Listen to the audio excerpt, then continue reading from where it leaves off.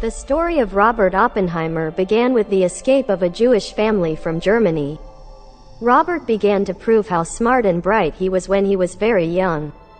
Oppenheimer, who started to study the mineralogical samples sent to him by his grandfather when he was only 5 years old, was accepted to the New York Mineralogical Club at the age of 11. With the strength of his collection and knowledge, due to the good financial situation of his family, he did not have money problems during his education life. Oppenheimer sucked information into his incredible brain like a vacuum.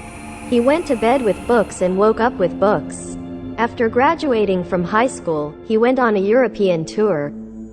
During this trip, he learned that he had a colon infection.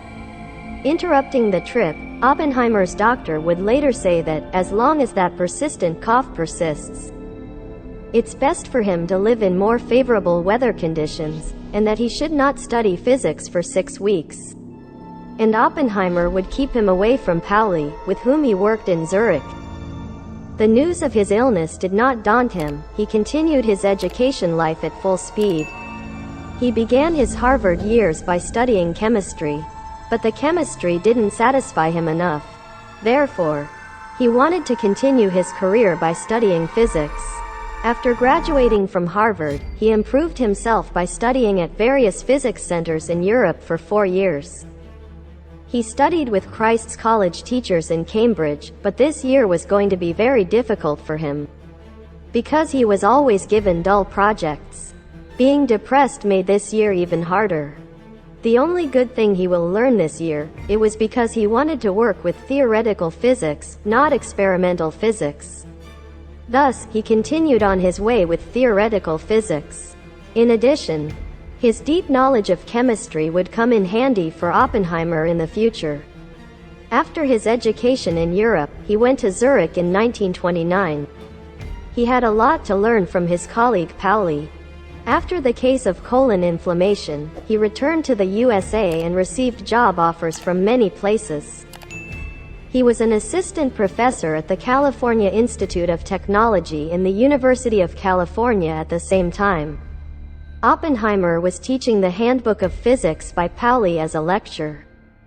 His students were so impressed with him that they took this class over and over again.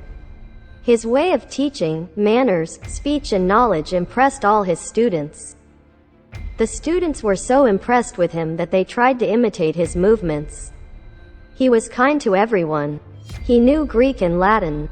He expressed himself very well. Besides, he was a very generous person. He used to take his students to concerts and dinners. Many people took his lessons during his teaching and none of them regretted it. Most now famous physicists have taken Oppenheimer's lecture at some point in their lives.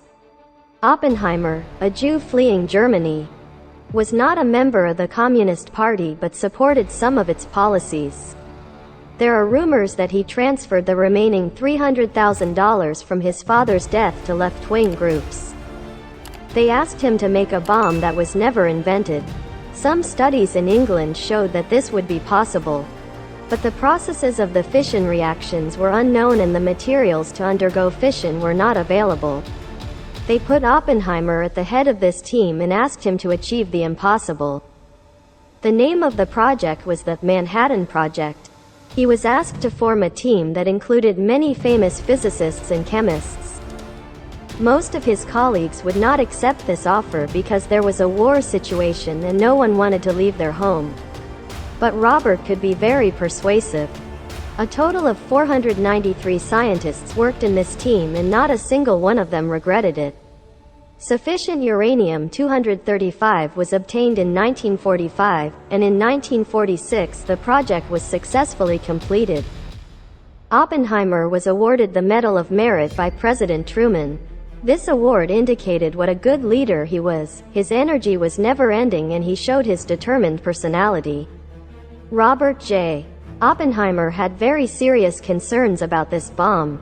He knew that exploding the bombs would have consequences.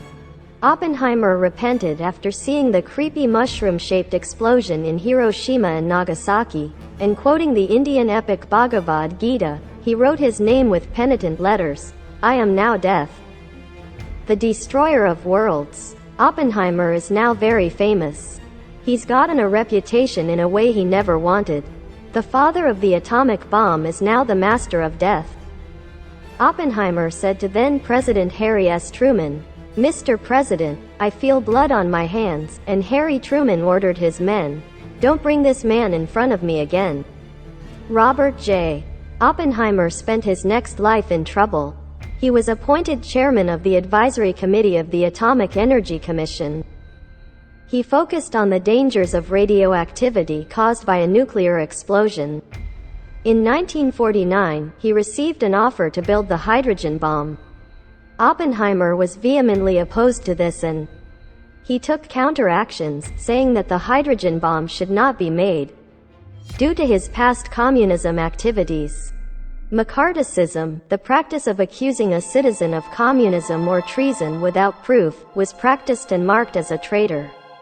Although he was found not guilty, he was expelled from the committee and dismissed from the state. This caused great reactions. The 493 scientists who worked with him on the Manhattan Project protested.